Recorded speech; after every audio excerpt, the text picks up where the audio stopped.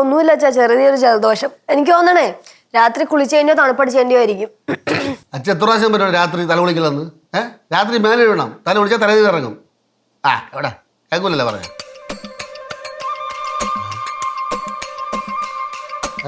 ഇങ്ങനെ ഉറക്കം തെളിഞ്ഞില്ലേ? ഉറക്കം തെളിഞ്ഞില്ലേന്ന്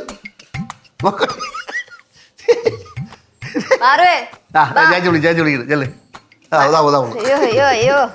അയ്യാ ഞാൻ വന്ന് നീ അറിഞ്ഞ പിന്നില്ലേ അച്ഛന്റെ പാദസ്പർശം ഭൂമിയിലേറ്റ അമ്മ അപ്പം അറിയുമല്ലോ. മിണ്ടാതെ അത് ചിലപ്പോ ഞാനും അമ്മയും കുറച്ചു മുന്നേ അടുക്കള വെച്ച് സംസാരിച്ചായിരുന്നേ, അത് ഇഷ്ടപ്പെട്ട് കാണൂല, അതായിരിക്കും. നീ എന്ത് സംസാരിച്ച്?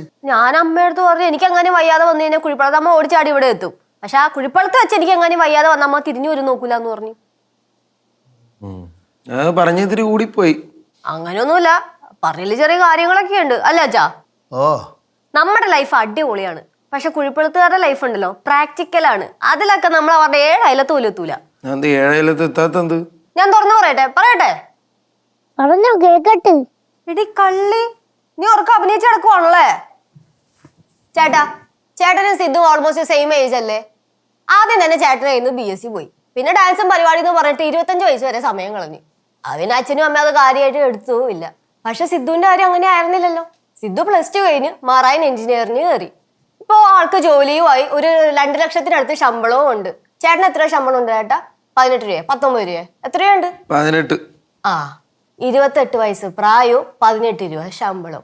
ഈ 18 രൂപ ശമ്പളമൊക്കെ 5 ജോഡി നല്ല ഡ്രസ്സ് മേടിച്ചു കഴിഞ്ഞാൽ തീരാവുന്നതല്ലേ ഉള്ളൂ അല്ലേ? അല്ല, വിഷമിക്കാൻ വേണ്ടി പറഞ്ഞല്ല, ഞാൻ കമ്പയർ ചെയ്തതല്ല, ഞാൻ കാര്യം പോലെ പറഞ്ഞതേ ഉള്ളൂ.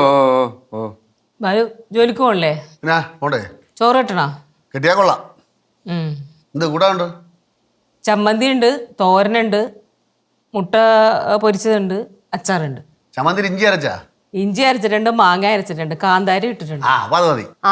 അതൊക്കെയാ പറ്റുള്ളൂ. ഇവിടെ മാസം പലചരക്ക് സാധനവും വീട്ടു സാധനങ്ങളൊക്കെ മേടിക്കണതല്ലേ. അരി തീരുമ്പോ അത് മേടിക്കും, എന്നാ ഉപ്പ് മേടിക്കില്ല, പഞ്ചസാര മേടിക്കില്ല, മുളക് പൊടി മേടിക്കില്ല. പിന്നെ അത് മേടിക്കുമ്പോ ഇവിടെ വെളിച്ചെണ്ണ തീരും. ഇത് എന്തോന്നത്? ഇവിടെ ആളെണ്ണം കൂടുതലാ, അതനുസരിച്ച് ചെലവും കൂടും. പിന്നെ ഭയങ്കര ചെലവാണല്ലോ. അവിടെ സിദ്ധുവിന്റെ വീട്ടിൽ 2 പേരല്ലേ ഉള്ളൂ, എന്നാൽ അവര് ഒരാഴ്ചത്തേക്കുള്ള പച്ചക്കറി സാധനങ്ങളൊക്കെ സ്റ്റോക്ക് ചെയ്ത് മേടിക്കുകയും ചെയ്യും. പിന്നെ എന്തെങ്കിലും മീൻകറിയൊക്കെ വെക്കാനാണെങ്കിൽ ഒരു 3 തരം മീനെങ്കിലും ആ ഫ്രിഡ്ജിൽ കാണും. പിന്നെ തലക്കറി മേടിക്കാനാണെങ്കിൽ ആഴ്ചയിലെ തല വേറെ മേടിക്കുകയും ചെയ്യും. നിങ്ങളെല്ലാവരും അവിടുന്ന് കഴിച്ചിട്ടുള്ളതല്ലേ?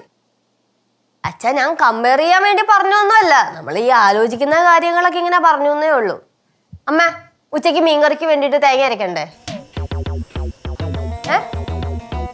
അരക്കണ്ടേ? മറിക്കപ്പാ, ഇപ്പൊ തേങ്ങ വല്ലതും ഉണ്ടോ എന്തോ. മാസം 10-15,000 തേങ്ങ കൊട്ട കുടുംബത്തിൽ വന്നിരുന്നിട്ട് കേൾക്കണേണ്ട. കുട്ടമ്പിള്ളേരെ മോളെ, അവിടെ തേങ്ങയുടെ വെട്ടി തട്ടത്തി വരെ കയറ്റിയാ അത് എണ്ണായിട്ട് വിറ്റാ?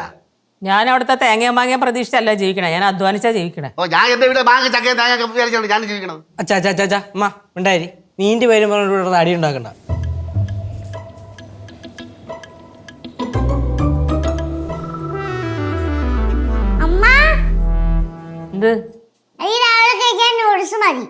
നൂഡിൽസ് കഴിക്കണ്ട, വേറെ എന്തെങ്കിലും കഴിക്കൂടെ? ദോശയുണ്ട്. പാറുവിന്റെ നൂഡിൽസ് ഞാൻ ഉണ്ടാക്കി കൊടുക്കാം. നൂഡിൽസ് തീർന്നിരിക്കുകയാണ്. ഓഹോ, അതൊക്കെ തീർന്നാ? ഈ കൊച്ചിന് കഴിക്കാൻ ബിസ്ക്കറ്റും നട്ട്സ് ഒക്കെ ഉണ്ടായിരുന്നല്ലോ, അതൊക്കെ ഉണ്ടോ? ഇതൊക്കെ നിനക്കും നോക്കാലോ, എന്നോട് നിന്നെ ചോദിക്കണേ. ചേട്ടാ, അതിപ്പോ ചോദിച്ചതും ഇഷ്ടപ്പെട്ടില്ലേ? എനിക്ക് ഇഷ്ടപ്പെടായൊന്നുമില്ല, പക്ഷെ നിന്റെ വായിന്ന് വരുന്ന വർത്താനം കേട്ടിട്ടുണ്ടെങ്കിലേ എല്ലാം കുറ്റപ്പെടുത്തലല്ല തോന്നണേ. അതിപ്പോ കാര്യം പറയുമ്പോ എല്ലാവർക്കും കുറ്റപ്പെടുത്തുന്ന പോലെ തന്നെ തോന്നുള്ളൂ. അതിപ്പോ എന്റെ കാര്യമാണെങ്കിലും അങ്ങനെയൊക്കെ തന്നെയാ അമ്മ. ഞാൻ വലിയ പെർഫെക്റ്റ് ഒന്നും അല്ല, പിന്നെ എന്തോ ദൈവഭാഗ്യം കൊണ്ട് ഇങ്ങനെയൊക്കെ ആയി. നിന്റെ പ്രശ്നം എന്താണ്? അത് ഈ പറയണൊക്കെ കാര്യം തന്നെ, പക്ഷെ നീയേ മനഃപൂർവ്വം കുറ്റപ്പെടുത്തണോ തോന്നുന്നു. അതിന് ഞാൻ കുറ്റം പറഞ്ഞൊന്നും അല്ല അച്ഛാ.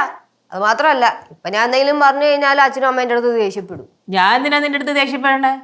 അങ്ങനെ ദേഷ്യപ്പെടാനാണെങ്കിൽ അച്ചു, നിന്റെ കല്യാണം കഴിഞ്ഞതിന് ശേഷം നിന്നെ എത്ര പ്രാവശ്യം നിന്റെ ഞാൻ ദേഷ്യപ്പെടണം? എത്ര പ്രാവശ്യം നീ എന്നെ കുറ്റപ്പെടുത്തി ഇവിടെ ഓരോന്നോ പറഞ്ഞിട്ടുണ്ട്, ഞാൻ ദേഷ്യപ്പെട്ടോ? അതിന് ഞാൻ അമ്മേനെ കുറ്റമൊന്നും പറഞ്ഞില്ലല്ലോ, ഞാൻ കുറ്റമായിട്ട് പറഞ്ഞതല്ല. അയ്യോ, നീ കുറ്റപ്പെടുത്തിയതല്ല, ഞങ്ങളെ തെറ്റുകൾ നീ ചൂണ്ടിക്കാണിച്ചു തന്നതാ. അങ്ങനെ തെറ്റുകൾ ചൂണ്ടിക്കാണിക്കാനാണെങ്കിൽ നമ്മൾ ആദ്യം ചൂണ്ടിക്കാണിക്കുന്നത് ചേച്ചിയുടെ തെറ്റുകളാണ്. ചേച്ചി ഡിഗ്രി കഴിഞ്ഞതിന് ശേഷം PG പഠിക്കാൻ പോണെന്ന് പറഞ്ഞു പോയാ? ഇല്ലല്ല, മിനിമം ഒരു ടെസ്റ്റ് എങ്കിലും എഴുതിയാ, ഒരു കോഴ്സും ചെയ്തിട്ടില്ല. എടാ, അതിപ്പോ ഞാൻ പറഞ്ഞേ ഉള്ളൂ ഞാൻ വലിയ പെർഫെക്റ്റ് ഒന്നും അല്ലെന്ന്. പക്ഷെ പഠിത്ത കാര്യത്തിലും ജോലി കാര്യത്തിലും അച്ഛനും അമ്മയും എന്നെ കൈപിടിച്ച് വീഴ്ത്താൻ വേണ്ടിട്ട് മുന്നിട്ട് നിന്നാ? ഇല്ലല്ല, മിക്കവാറും എനിക്കും ചേട്ടന്റെ അവസ്ഥയൊക്കെ തന്നെയായിരിക്കും. പക്ഷേ നീ നന്നായിട്ട് പഠിക്കണതല്ലേ, സൂക്ഷിച്ചോ. ലച്ചുവേ, നീ പറഞ്ഞ് താറടിച്ച് കാണിക്കണല്ലേ? അച്ഛാ, നമ്മുടെ സാമ്പത്തിക ഞെരുക്കത്തിലും അവസ്ഥയിലും ചെറിയ ചെറിയ പിഴവുകളൊക്കെ നമുക്ക് പറ്റിയിട്ടുണ്ട് അച്ഛാ. കേശുടാ മോനെ, ഞാൻ പറഞ്ഞത് ശരിയല്ലേ? ഇനി ഞാനിവിടെ നിന്നാൽ ശരിയാവില്ല.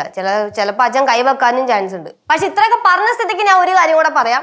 എല്ലാരും ചിന്തിക്കണ പോലെ ഞാൻ അത്ര വലിയ പൊട്ടിയൊന്നുമല്ല. മക്കളെ, നീ പൊട്ടിയൊന്നുമല്ല ഏട്ടാ. പക്ഷെ നീ ഇവിടെ നിന്നാ നിന്റെ കരിയർ പുറകോട്ടു പോകും. അപ്പൊ നിനക്ക് പറ്റിയ ഇടം കുഴിപ്പള്ളം തന്നെ. നീ അങ്ങോട്ട് വിട്ടോ. അച്ഛൻ ദേഷ്യം കൊണ്ട് പറയല്ലേട്ടാ. അയ്യോ അച്ഛാ, ഞാനതെങ്ങനെ അച്ഛാ പോണത്? ഞാൻ നിങ്ങളെ കുറ്റപ്പെടുത്തി പറഞ്ഞല്ലോ. വീട്ടിലെ തെറ്റും കാര്യങ്ങളൊക്കെ ചൂണ്ടി കാണിച്ചല്ലേ ഉള്ളൂ. അത് മാത്രല്ല, എനിക്ക് ഇവിടെ നിൽക്കണതാ ഇഷ്ടം. ഈ കുത്തി കൊന്നിട്ട് റോസാപ്പോൾ റീത്ത് വെച്ചാൽ എങ്ങനെ മക്കളെ? അത് താങ്ങൂല. ഞാനിപ്പോ വരാട്ടാ, സിദ്ധുവിനെ ഒന്ന് കോൾ ചെയ്യാനുണ്ട്. പോരാവേ. ശരി. യേശുവേ, അവള് പറഞ്ഞതിന് കാര്യമുണ്ടല്ലോടാ. ഞാൻ പറഞ്ഞതിൽ കാര്യമൊക്കെ ഉണ്ട്, പക്ഷെ എന്നാലും പറഞ്ഞ രീതി കൊണ്ട് ശരിയായില്ല. പറഞ്ഞപ്പോൾ നിങ്ങളെ രണ്ടുപേരും ഭയങ്കരമായിട്ട് കുറ്റപ്പെടുത്തുന്ന പോലെ തോന്നി. അവൾ പറഞ്ഞതിൽ തെറ്റൊന്നും ഇല്ലടേ. കല്യാണമൊക്കെ കഴിഞ്ഞില്ലേ, അവളിപ്പോൾ ജീവിതത്തെക്കുറിച്ചൊക്കെ ചിന്തിച്ചു തുടങ്ങി. ഇനി അവൾ ഒരുപാട് ചിന്തിച്ച് പറയാനാണെങ്കിൽ അവൾക്ക് ഇനിയും ഉണ്ടാവും ഒരുപാട് കാര്യങ്ങൾ പറയാം നമ്മളെക്കുറിച്ച്. ഇതിപ്പോൾ ചുമ്മാ മൂഡ് കളയാതെന്ന്. അച്ഛാ അമ്മ, ഞാൻ ഇപ്പോഴേ ഒരു കാര്യം പറഞ്ഞേക്കാം. +2 ശേഷം ഞാൻ എന്ത് ചെയ്യണമെന്ന് കറക്റ്റ് ഒരു പ്ലാൻ വെച്ചിട്ടുണ്ട്. നിങ്ങളുടെ തിരക്കിൻ്റെ ഇടയിൽ അത് മാത്രം വിട്ടുവരും. ഓക്കെ? ഓക്കെ.